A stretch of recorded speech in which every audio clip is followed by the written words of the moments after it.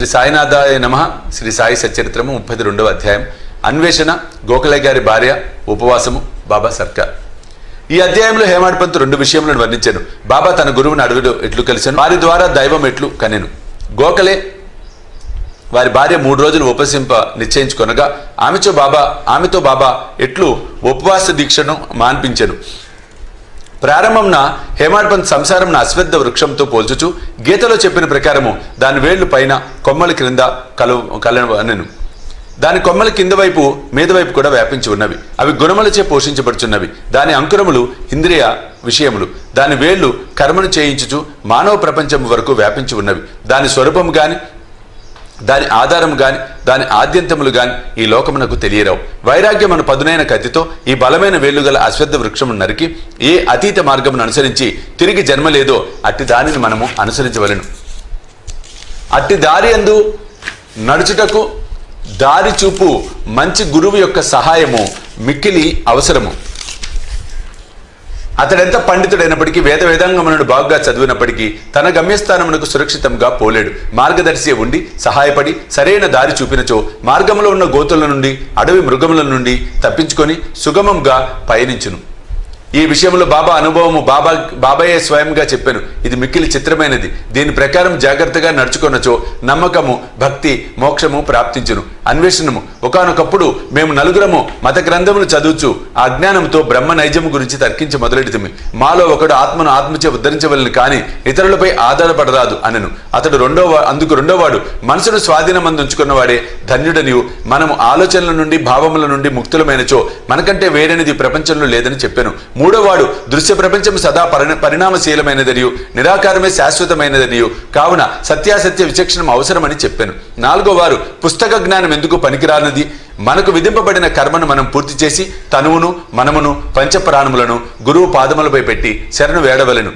గురువే దైవము, సర్వమును వ్యాపించినవాడు. ఇట్టి ప్రత్యయం ఏర్పడుటకు దృఢమైన అంతులేని నమ్మకము అవసరము అనెను.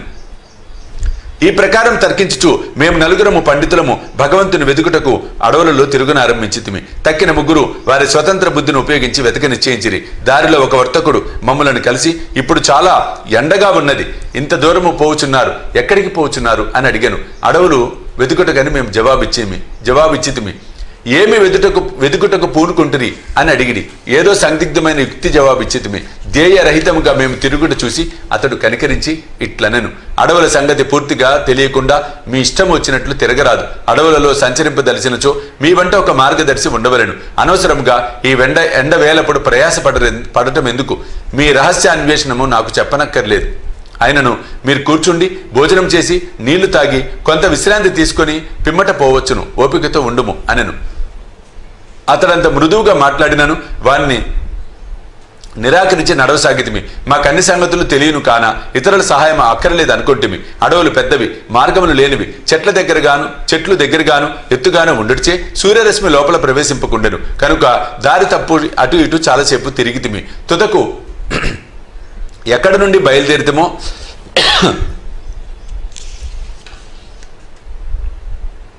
అచ్చటికి అదృష్టవశాత్తు తిరిగి వచ్చితిమి. బంజారా కలిసి ఇట్లనను, మీ తెలివితేటలపై ఆధారపడి మీరు దారి తప్పితిరి. చిన్నదానికి గాని పెద్దదానికి గాని సరైన మార్గము చూపుటకు ఒక మార్గదర్శి ఉండియే తీరవలేను. ఉత్త కడుపుతో ఏ అన్వేషణము జయప్రదము కాదు. భగవంతుడు సంకల్పించినదే మనకు దారిలో ఎవరూ కలవరు. పెట్టిన భోజనము వద్దనకండి, వడ్డించిన విస్తరిని త్రోసివేయకండి.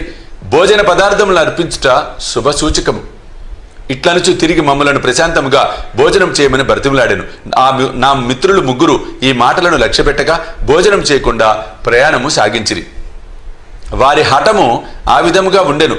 నేను మాత్రము ఆకలితో దాహముతో ఉంటిని. బంజరి చూపిన అసామాన్య ప్రేమకు లొంగిపోతుని. మేమెంతో తెలివైన వారం అనుకుంటుమి, కానీ దయా దాక్షిణ్యములకు దూరమైతిని. బంజారా చదువుకున్నవాడు కాడు, యోగ్యత లేనివాడు, తక్కువ జాతివాడు, కానీ వాని హృదయము ప్రేమమయము. భోజనము చేయమని మమ్మల్ని వేడెను. ఈ విధముగా ఫలాపేక్ష లేకుండా ఎవరైతే ఇతరులను ప్రేమించెదరో వారు నిజముగా నాగరికులని ఎంచి వాని ఆతిథ్యము ఆమోదించుటయే జ్ఞానమునకు ప్రథమ సోపానము అని అనుకుంటుని. మిక్కిలి మర్యాదతో అతడు పెట్టిన భోజనము నేను తిని నీళ్లు త్రాగి తిని. ఏమి ఆశ్చర్యము! వెంటనే మా గురువు గారు వచ్చి మా ఎదుట నిలిచితిరి. వారు అడుగుడిచే జరిగిన వృత్తాంతము చెప్పి తిని. అప్పుడు వారు నాతో, వచ్చుటకు ఇష్టపడదరా అప్పుడు వారు, నాతో వచ్చుటకు ఇష్టపడెదరా? మీకు కావలసినదేదో నేను చూపెదను.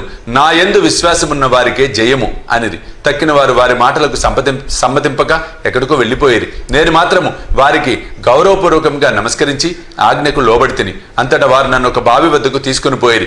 నా కాళ్లను తాడుతో కట్టి నన్ను తలక్రిందులుగా ఒక చెట్టుకు గట్టి బావిలో నీళ్లకు 3 అడుగుల మీదుగా నన్ను వేలాడదీసిరి.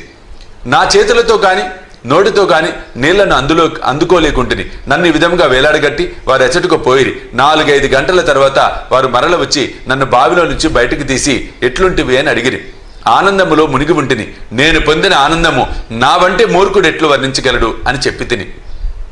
దీనిని విని గురువుగారు మిక్కిలి సంతృష్టి చెందిరి.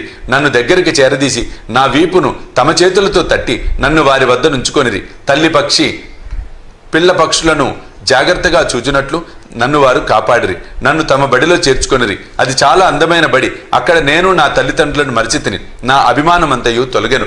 నాకు సులభముగా విమోచనము కలిగెను. గురువుగారి మెడను కౌగలించుకొని వారి తదేక దృష్టితో నేను ఎల్లప్పుడూ చూచుచుండవలను అనిపించినది. వారి ప్రతిబింబము నా కన్ను పాపల యందు నిలువనప్పుడు నాకు కన్నులు లేకుండాటే మేలనిపించెను. అది అటువంటి బడి. అందులో ప్రవేశించిన వారెవరును రిక్తహస్తములతో బయటికి రారు. నా గురువే నాకు సమస్తము తోచుచుండెను. నా ఇల్లు, నా ఆస్తి, నా తల్లిదండ్రులు అంతయు వారే. నా ఇంద్రియములన్నీ తమ తమ స్థానములు విడిచి నా కండ్ల యందు కేంద్రీకృతమయ్యను. నా దృష్టి గురువునందు కేంద్రీకృతమయ్యను. నా ధ్యానమంతయు నా గురువుపైనే నిలిపితిని. నాకు ఇంకొక దాని యందు స్పృహ లేకుండెను. వారిని ధ్యానము చేయనప్పుడు నా మనసు, నా బుద్ధి స్తబ్దమగుచుండెను. నిశ్శబ్దముగా వారికి నమస్కరించుచుంటిని. ఇతర పాఠశాలలలో పూర్తిగా మరొక విధమైన దృశ్యములు కానవచ్చును. భక్తులు జ్ఞానం సంపాదించుటకు పోయి ద్రవ్యమును, కాలమును, కష్టమును వ్యయం చేసేదరు. తుదకు పశ్చాత్తాపడదరు.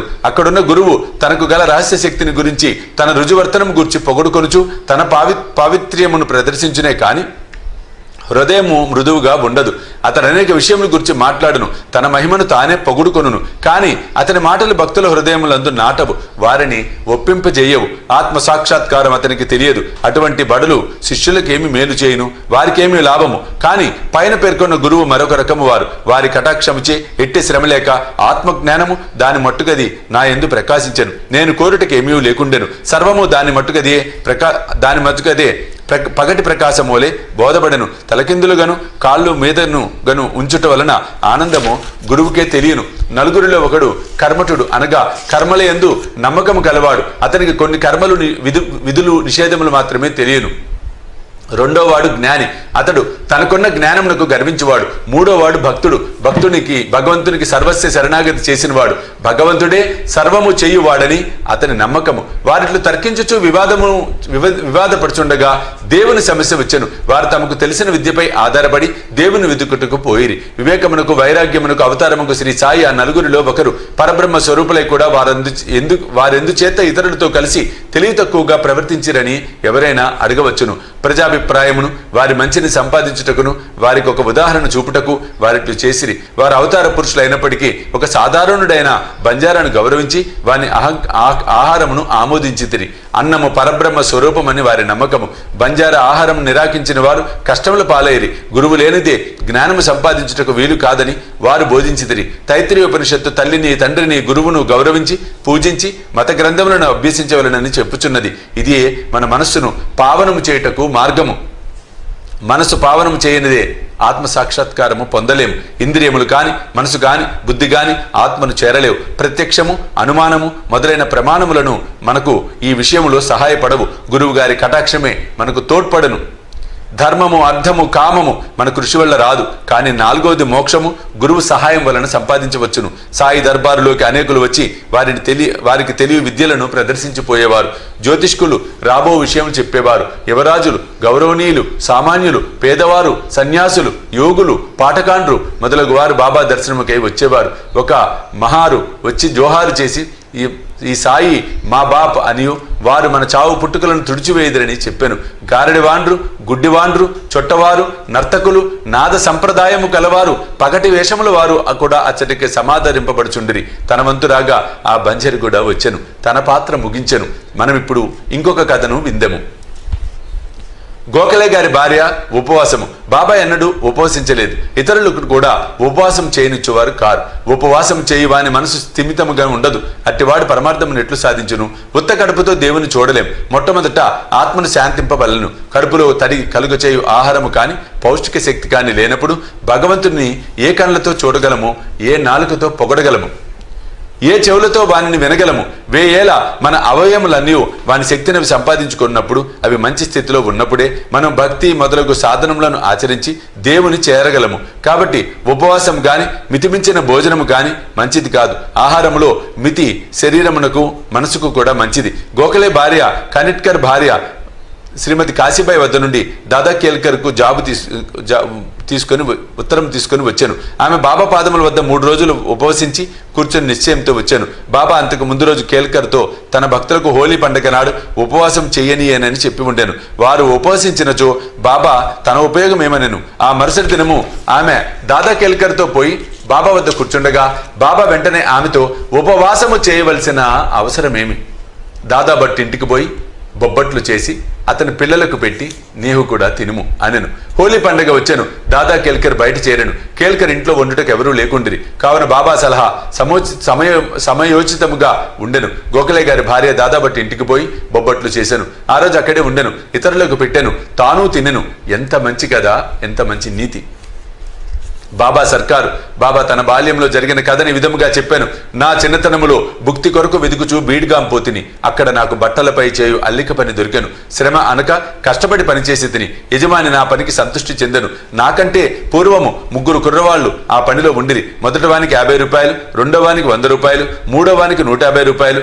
నాకు ఈ 3 మొత్తములకు రెండింతలు అనగా 600 రూపాయలు జీతం ఇచ్చాను. నా తెలివితేటలను చూచి యజమాని నన్ను ప్రేమించి మెచ్చుకొని నిండు దుస్తులిచ్చి నన్ను గౌరవించెను. తలపాగా సెల్ల వీనిని వాడకుండా జాగ్రత్తగా దాచుకుంటుని.